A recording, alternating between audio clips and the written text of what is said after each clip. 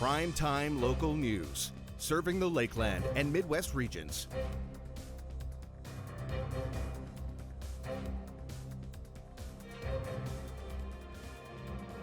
Saskatchewan mayors are calling on the province to address what they call one of the most critical issues they face, homelessness.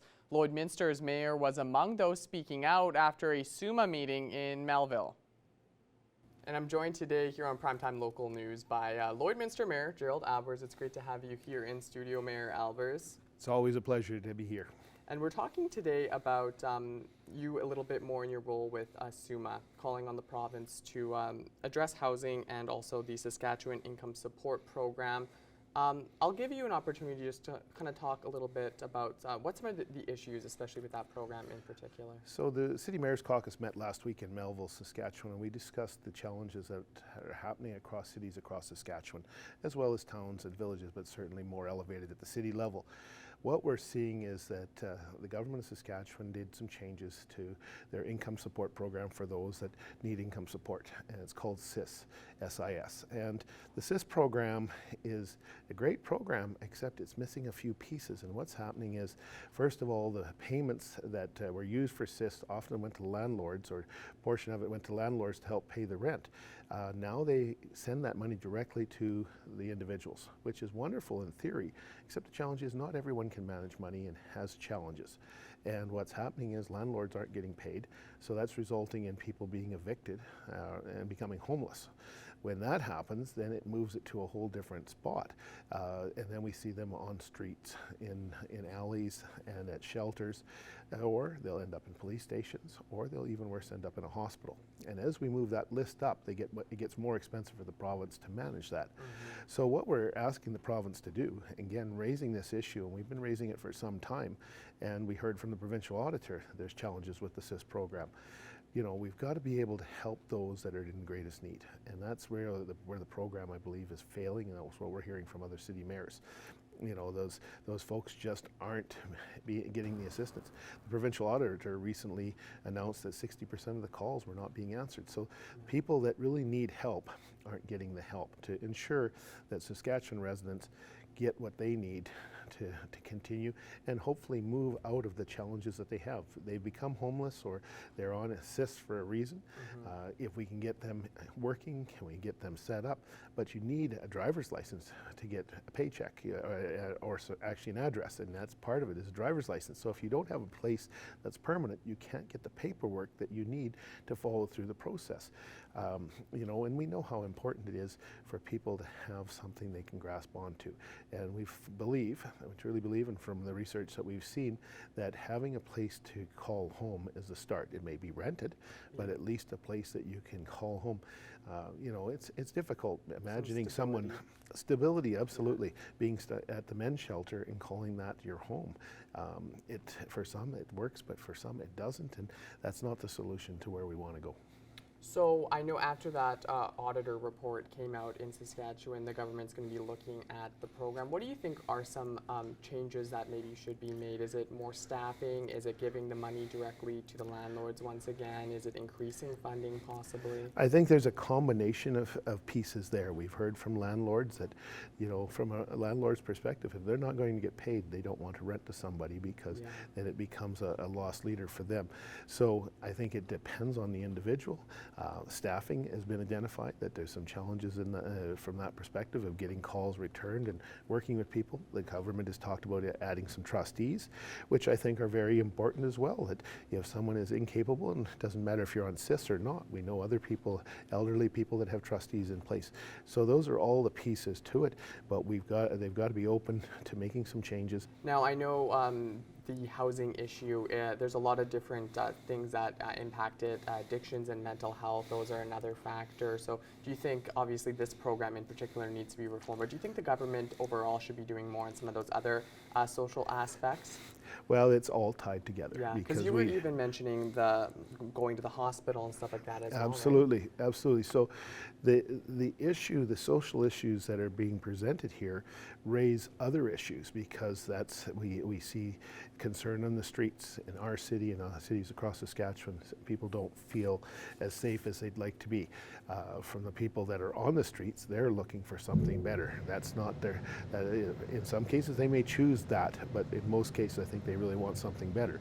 When the police become involved, and if there's issues, then that's a concern. Mental health and addiction falls into the health category in essence. And yes, there's those issues, and at the worst case scenario, they end up in a hospital bed. And like I say, each one of those elevates the cost per night stayed. Yeah. You put someone into a police cell, it's not cheap. You move them into a hospital bed, it's significantly more. Getting them into mental health and addiction treatment is very important, and that's not cheap either, we realize that. But if that's where the resources need to be put to, so that we can work with other organizations and help people get onto that road of recovery, if that's the challenge they have. Now, I wanted to kind of move topics just a little bit. I think the city is out now with their budget digital survey for people to kind of give their input on a lot of different things, and there are four key kind of issues that are on there. So beautification, tourism's on there, downtown development, and satisfaction just kind of with city services as well. Do you want to talk a little bit about what you're interested in hearing from this, and then kind of your thoughts as you guys head into that budget season? Because it's a difficult time for the city, always having to balance the services with the taxes, and you can't run a deficit as a municipality. Absolutely, we can't. At the end of the day, or at the beginning of the day, to start with in the new year, we have to have a balanced budget that has to be approved. We could end up in a deficit position at the end of the year, and then we have to either go to reserves, or we literally have to take next year's tax money and move it in to cover the debt. So it's challenging. Certainly the areas you mentioned, all four of them are important in our city. How do we build tourism, and where do we put energies that way? The downtown, we're seeing work being done today, and we'll see work continuing. Again, it's going to be based on how many dollars we have available to do that, both from taxpayers' money as well as grant funding and applications that way. Economic development is always a challenge. The overall budget, because everything we do and everything we touch seems to have gone up in price. We've recently purchased some new equipment. That was budgeted last year, starting in about this time. Our team's already starting to do their budget, and all of a sudden they put it out for tender, and a new lawnmower, a very large lawnmower, the 16-foot mower that cuts a lot of grass in the city, up $50,000 from when they budgeted to a year later. So we're seeing some huge challenges, and people have asked me, well, do we have to replace the equipment? We do have to, because if we don't keep up with the equipment in a reasonable fashion, then the equipment's broke down more often. So then the grass isn't cut, and we get calls, well, the city's not looking as nice as they'd like it to, or there's too many mosquitoes because of tall grass and things like that. And it's a balancing act, everything we do. So the budget opportunities, we like to give people that opportunity to see and say, okay, well, I'm concerned about safety and policing. We'd like to raise policing. So if you, what would that cost to the average homeowner? And it gives people that perspective. You know, the snow budget, I can tell you this, the snow budget took a real beating this past winter, and we've already allocated reserves money into the road program to ensure that we can handle snow this fall, because we ate through basically $2.8 million in snow budget is gone. So that is one of the challenges that we have. And we'll continue to ask people for their input. I know there's a lot that has to be kind of weighed and balanced, so I don't envy your job or anyone at the city. So for those people out there that are interested in taking that survey, it's on the Your Voice Lloyd website, and we'll put that website on the bottom of the screen. Mayor Albers, thank you so much for coming in and talking with us today. Thank you, and I will add on the budget, we will be out and about at various. They were out at Street Fest. Yeah.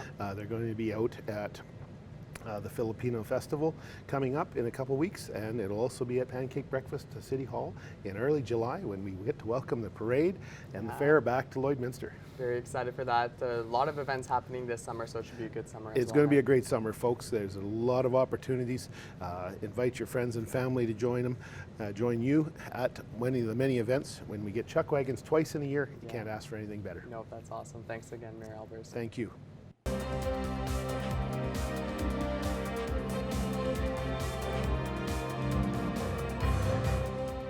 Residents in Recovery recently conducted a survey for people who have participated in their program. Here's Callan Dunlop with more. Hi, I'm Callan Dunlop with Primetime Local News, and today I'm joined by Tyler Lorenz with Residents in Recovery, who have recently done a survey on all of the people that have participated in their program. And to start, Tyler, can you just talk to me a little bit about why you guys decided to get this data? We've almost been in operation now for 5 years, so we have had over 500 residential stays in our various programs. So we do have a lot of data, and we just really we had a good idea of what some of our outcomes were, and we felt that our program was benefiting people, but we really just didn't have the formal data to back it up. So we had a practicum student. She's doing her master's of counseling, put together this survey for us, and we sent it out at the end of May, and got a significant return already, considering the clientele that we have. Can you go over some recovery pathways that you guys noticed and recommend? Peer support meetings such as AA, NA, SMART, tend to be one of the predominant pathways that people use, to support their recovery. And I mean, we promote this a lot in our program. As a matter of fact, it's mandatory which peer support group they attend is optional, but we do require that they attend something, right? So to find out that 83% of individuals are continuing this after they did the program was 52% of people who have participated in your programs have been diagnosed with a mental health disorder. Can you just go over a little bit about what that number means to you guys? When people come to us, that number pretty much matches exactly to what we see in our overall intake process. So things aren't changing a whole lot. It just really points out that, mental health and addiction are so heavily correlated. One thing to keep in mind that this number generally doesn't include trauma, and trauma is, especially post-traumatic stress disorder, does affect mental health, right?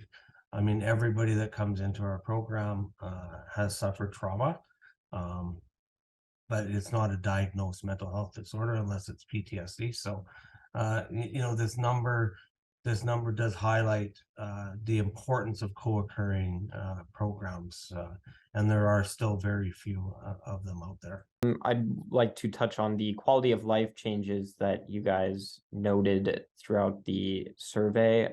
Just really great numbers from what I'm seeing. So just just your thoughts on what you guys are taking away from that. Yeah, I mean, this is one of the most shocking pieces of evidence. 13% were steadily employed when they came to us. I mean, I think that's pretty generous how they define steadily. And 7.9% were in school. To basically, people are either steadily employed or in school. I mean, we have such a great partnership with Lakeland. We have 5-6 people in Lakeland at any given time. So it's really cool to see these numbers. Routine healthcare visits, I would challenge that 23.8%. Prior to those were probably hospital visits in a crisis. People are regularly going to see their doctor still. The housing piece, I mean, they're basically 70% of people had issues prior to coming to us, and 86% of them now, after leaving the program, have stable housing. I mean, that's incredible. The volunteering in the community, nearly half of our respondents are still volunteering. This is a huge benefit to our community, and most of them, 60% have no criminal involvement. That number, I mean, many of our clients, are on 2-year 1 or 2 year CSOs. They, have ongoing probation still after they leave the program. It doesn't mean that they're engaged in criminal activity in the community, but they might still have some sort of outstanding legal issue, after they leave. And, many of them will never return to criminal activity at all. So, those numbers are just phenomenal. All right, that covers everything. Thank you so much for taking the time, Tyler. Thanks, Colin. Have a good day. And stay with us after the break, a preview of some of the ag events planned during the Lloyd X Fair.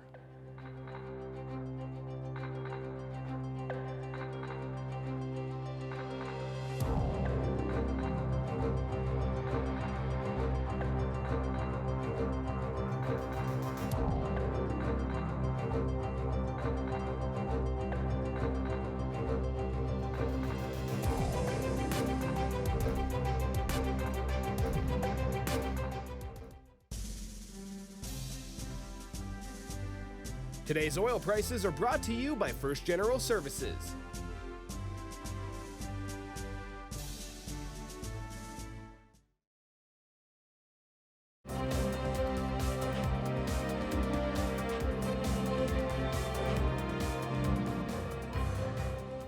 It's almost summer, and that means the Lloyd X Fair is coming up, and there will be lots of attractions and events to enjoy, including some livestock shows. Here's Thomas Wildman with more.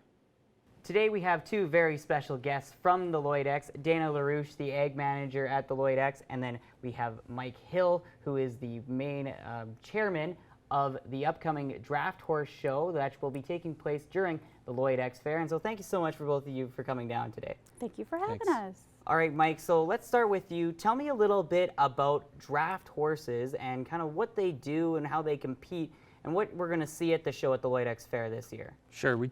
Typically, we've had two different kind of types of shows. We've had a halter show, which is more of a conformation type class, and we have the hitch show, which is hooking the horses to a wagon or a cart. Just different types of carts and different types of wagons that are shown. This year, our show is going to expand a little bit. We're going to have some riding classes for the first time ever, which is kind of exciting for us. It's becoming quite a popular event across the Western Canada and into the United States. And we're also bringing in some crossbreds and some Gypsy Vanner type horses to join our show. They are a little smaller animal, but they compete in the similar fashion. So we figured we could expand our horizons a little bit and bring in some different animals and different exhibitors. And so, Mike, just for those who aren't as aware, kind of what exactly is the difference between a draft horse and the usual horses that we see out at the rodeos and stuff like that? Sure. The draft horses are bigger, heavier horses. They're usually around, close to 6 feet tall at the shoulder. They traditionally have been used in the field, back in the turn of the century for plowing fields and things like that. Over time, we've transitioned more into a showier type horse where they're pulling the wagons and things like that. A lot of presence. Very, very pretty horses, if I don't say so myself, and they're used now for more of the parades and the showing than they used to be. Yeah. Very exciting, very exciting. And then this next little bit will be kind of to both of you, but for the rest of the Lloyd X Fair, you guys are going to have all sorts of different animals, including horses and a little bit of cow stuff too. Dana, tell me a little bit about that stuff that is agriculture based for the Lloyd X Fair coming up later this summer. We are super excited. We're having a sheep show again this year. We're going to have, I have to double check my dates for sure, but we're going to have the sheep show July 14th. Entries are going to be open until the 4th, and we're going to also have a breeder's flock that's new to this year. So that is good. We have the pen show, which is on the Thursday, I believe, and so that's going to be great. All the information for that is on the website as well. Gymkhana on the July 15th, and it's actually part of a series, but yeah, you're welcome to come on and enter for that. We're going to have a team roping as well, and a team penning event. So all our information we found on the Lloyd X website and on Facebook. And are those entries still open for all of those events whether it's horse related, sheep related, or cow related for those events? 100%. Yeah, our entry fees our entries are usually done the week before. Gymkhana does go up to the day of, I believe, so with a little bit extra of a fee. So if you get those entries in early, you save a little bit of money that way. But yeah, so they're all going to be available for entries. And Mike, draft horses entries are still open as well for those breeders as well? Correct, yeah. Up until about a week prior, as Dana mentioned, we allow all our entries. That gives us enough time to get organized and get the books out. So. And then for both of you, how exciting is it to be able to have all these ag events during the Lloyd-Ex Fair, especially because so many people come out for the Lloyd-Ex Fair and, of course, the parade. It draws a very large crowd, not only in the Lloyd area, but all the surrounding areas as well. And I think people who had previously lived in Lloyd definitely would like to come back home for the Lloyd-Ex Fair. 100%. It's going to be great. There's going to be lots for families to see, come out, enjoy. Everybody's welcome to come and see what is going on. Yeah, and from our perspective, it's a lot of the smaller country fairs have kind of died off. So, I mean, the exhibitors that I talk to, they really appreciate the effort we put in, and having another show, and they really like it. Their facilities are top notch. You can't find them better than anywhere in Western Canada. So it's yeah, everyone loves coming. It's a good time, good show. And so, Dana, we'll finish off looking quite a bit ahead into November, but the next big ag event for the Lloyd-Ex is, of course, the Stockade Roundup. And so tell me a little bit about the preparations that are going into that and any super juicy details you guys are working on right now. Stockade Roundup is in the planning, is in the works. We have, it's the first week of November. We've already had a few meetings about that. We're excited to have it back. So yeah, so look for entries to be open. It'll be down the road a little bit, but they will be open, and we're excited for that. It's a big event, and it's a very well attended event, and so we're super excited for that. Awesome, perfect. So lots of stuff happening down at the Lloyd-Ex Fair, whether you're into draft horses, normal horses, cows, or sheep. If you're into those agriculture stuff or just the Lloyd-Ex Fair in general, there's plenty to be doing. So that'll be coming up later this summer. So be sure to be looking out for that. We'll have more Lloyd-Ex Fair coming up very soon. Now the Riders' depth chart came out today, and it lists Trevor Harris as a game time decision. It's time now to check in with Abby St. John for another look at weather.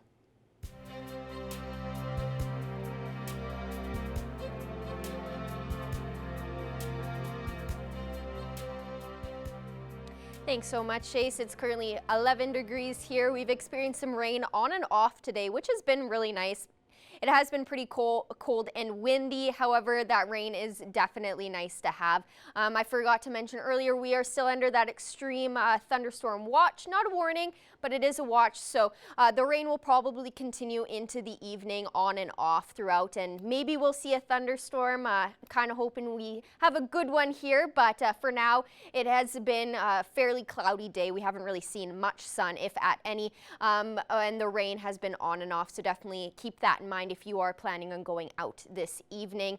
Across Alberta, similar kind of high teens in terms of temperature. 18 out in Edmonton and Edson, 19 in Jasper, 17 in Rocky Mountain House and in Red Deer, and 16 in Whitecourt and up in Athabasca. And then on the Saskatchewan side, 14 in Meadow Lake, 15 in North Battleford, 18 in Prince Albert, and 20 in Melfort and in Saskatoon.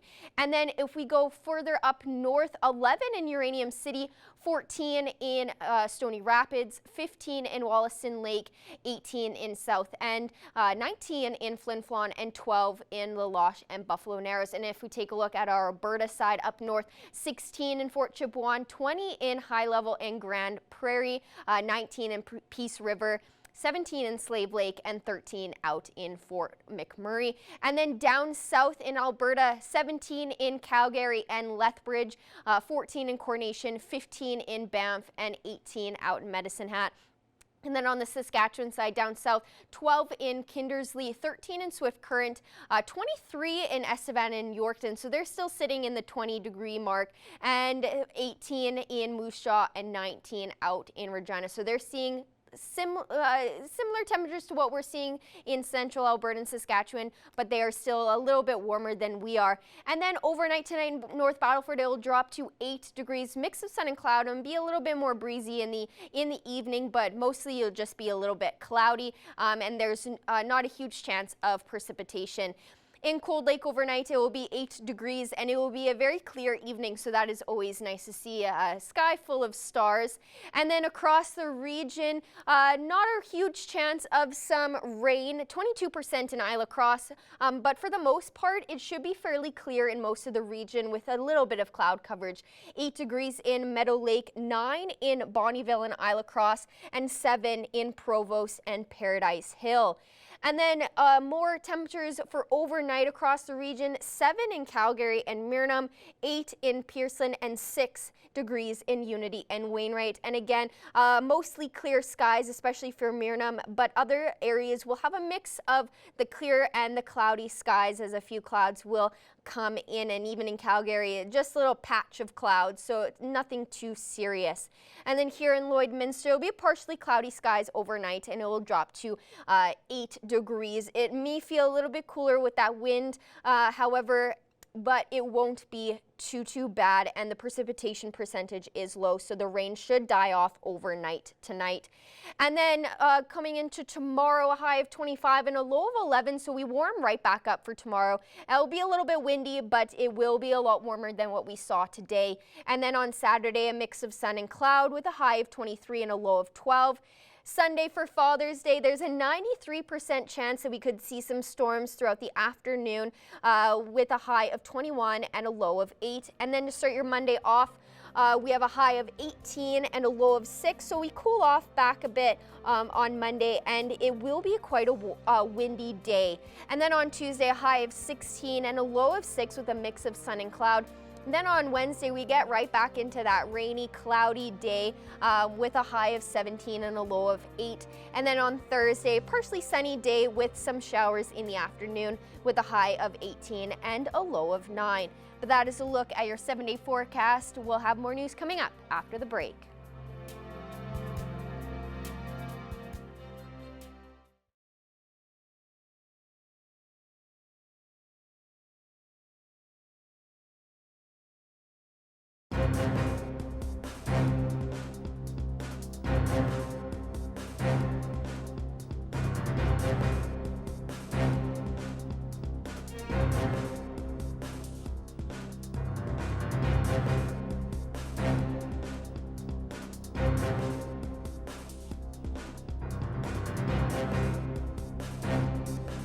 I'm happy to be joined here today with Josephine Furman with Midwest Fresh Produce. Thank you so much for joining me today. Thanks for having me again. Of course. Now, a few months ago, back in, I think, February, we talked about the CSA program. Tell me a little bit about how that's been going so far before we jump into today's topic. It's been going great. Our signups actually close next week on June 22nd so that I can get all the BC fruit in order. We now have a stand in Paradise Hill, which is also going to be offering BC fruit and vegetables throughout the whole season. We'll probably close at the end of September.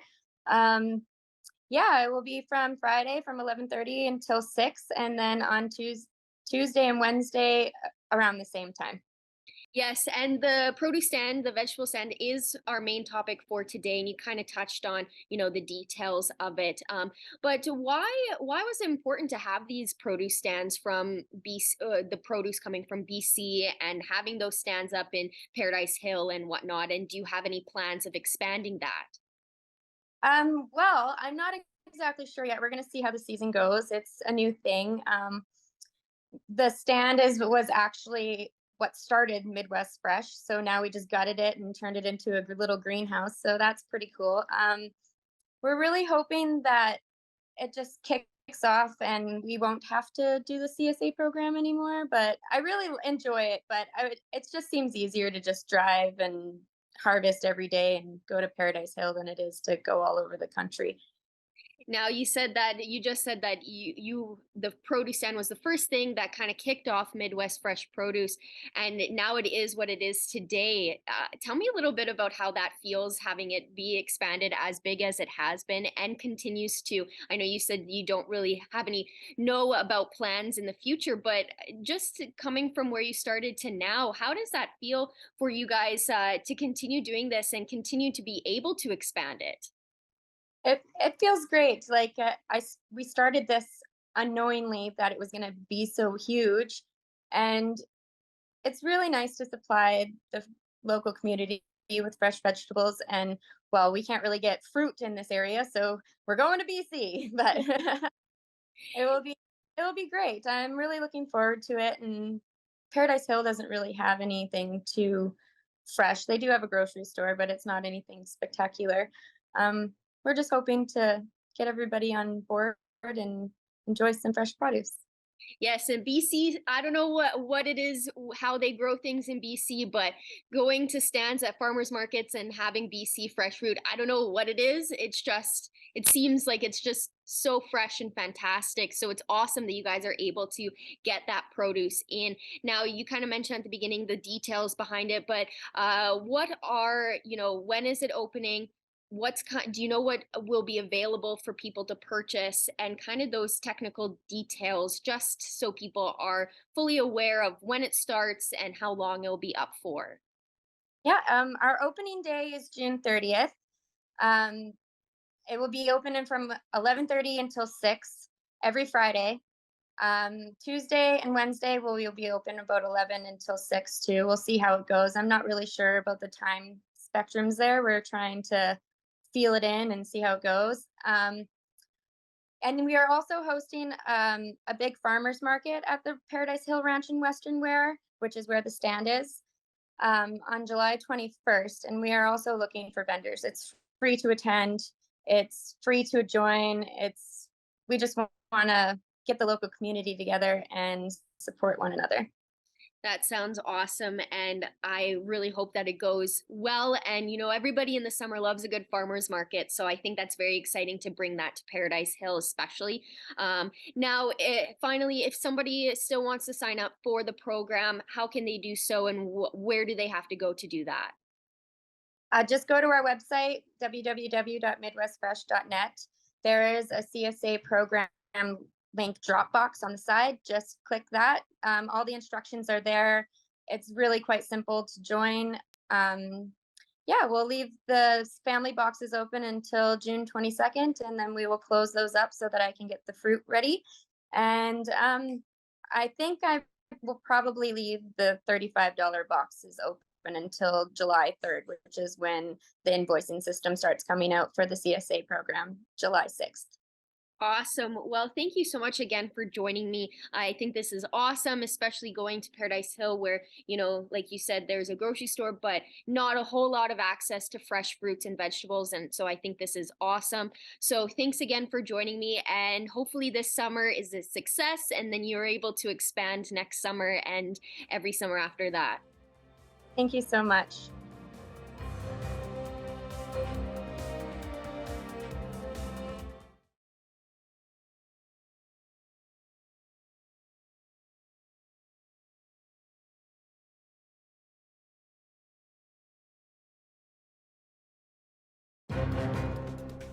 Furniture set and design supplied by Furniture Gallery, downtown Lloydminster. We have a very special guest today on Primetime Local News. Michelle Sagan is here to talk about the upcoming release of her book. Michelle, thank you for joining us today. Absolutely. Thank you for having me. So, being in Lloydminster and experiencing everything you've gone through, which we'll get into here shortly, it's been very difficult, but you have decided to put this all into a book called Larger Than Life. So can you tell me just a little bit about the journey to what made you decide you wanted to write this book, Michelle? I lost my son Devin in 2013, and my life was completely shattered in that moment. And it's really important for me to keep his memory alive. And I have gone through something that I can't even, it's hard to even put to words. Like, even though I've written about it, it's hard to really realize the depth of those emotions if you haven't lost a child. And so in this book, Larger Than Life, Devin lived his life larger than life. Devin, he just enjoyed life, and he, was so mature for his age. And the one thing in writing this book that I've really learned is that he has been so much a part of my life, even in his passing. And so, for myself, me and Devin are going to change the world. And I actually talk about that in my book. He's a big part of that. He's a big part of that. And so I'm very, very proud to have written this book. And it is even more special than I could have ever dreamed of. Can you tell me about what the book is about in general? Is it, include Devin's life and some of the ways he's touched yourself and others? Or I guess, what is the central focus of the book, Michelle? Within the book, I spend a lot of time going through the helplessness I felt in his sudden illness. I talk a lot about my journey after his passing, but at the same time, I also talk a lot about him, and I tell stories about him and how, those stories were very torturous for me after his passing. And over time and through my healing, and feeling like I have him, like I honestly feel like he's right by my side all the time. And it has allowed me to really take that next step in my growth and be willing to put all of this to paper. And it's so important for everybody to know who my son was. He was such an amazing man. So it kind of encompasses all of it. And did you have any help, Michelle, or is this something where you just sat down and said, I'm just doing this on my own and we'll see where it goes? The writing was absolutely me. I sat down and, first of all, there's little tricks of the trade when you're writing a book that I didn't necessarily know. And I started taking a few writing classes here and there. And then I also had taken some university classes where I did writing as well. So I started one step at a time, and I never really allowed myself to think beyond the step that I was on. It's such a daunting process to write a book. That's the one thing I've come to realize. And I just really approached it one step at a time. And that has allowed me, like I said, to be able to have an end result that far exceeded my expectations. Like, I'm so proud of this. How long did it take you to put this together, Michelle? When we were chatting earlier, you said you started and then had to take a break. So how long was the process once you got started until where it is today?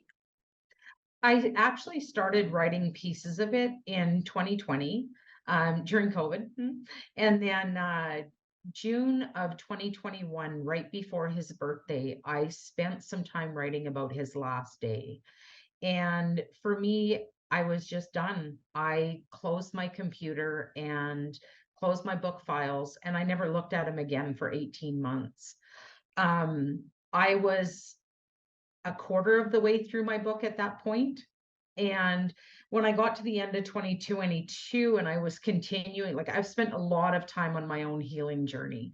And I really felt like the book was like right there. It was on the surface. It was ready to come to life. And I sat down in January and started writing, and I had the rest of it written by the end of February. So it was interesting to write a quarter of a book in basically, a year, and then write 3/4 of the book in 2 months. So. Well, Michelle, the book is coming out June 28th. I'm sure that Devin would be so proud of what you've done, and lots of people in Lloydminster know you and your family, and I know they're going to be anxious to read this. So once the book is out on the 28th, Michelle, how do people get their copy? They can order the copy off of Amazon to start with. I'm releasing it on Amazon through ebook, paperback, and a hardcover copy on June 28th. And then afterwards, I will be doing some book signing events in the area. And if you order off of Amazon, feel free. If most people in Lloydminster know that my husband and I also own Me Tire and Auto, feel free to swing by and I'll sign it for you if you want a signed copy. Well, thank you so much for chatting with me, Michelle. What an amazing thing this is that you've done, such an accomplishment. And I look forward to reading it as well when it comes out. So once again, June 28th, Larger Than Life, Michelle Sagan has written this book.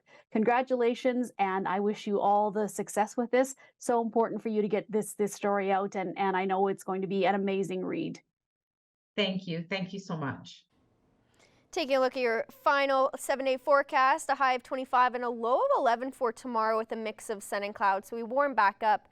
And then on Saturday, a high of 23 and a low of 12 with that mix of sun and cloud as well. And then on Sunday, there is a 93% chance of a thunderstorm or two throughout the afternoon with a high of 21. And then a high of 18 on Monday, 17 on Tuesday, 16 on Tuesday, 17 on Wednesday, and 18 on Thursday to round out your 7-day forecast. All right, thank you so much for that, Abby. Looks like we'll see a warmer day tomorrow. That's all the time we have tonight, though, for this edition of Primetime Local News. Thank you so much for watching, and we'll see you back here again tomorrow.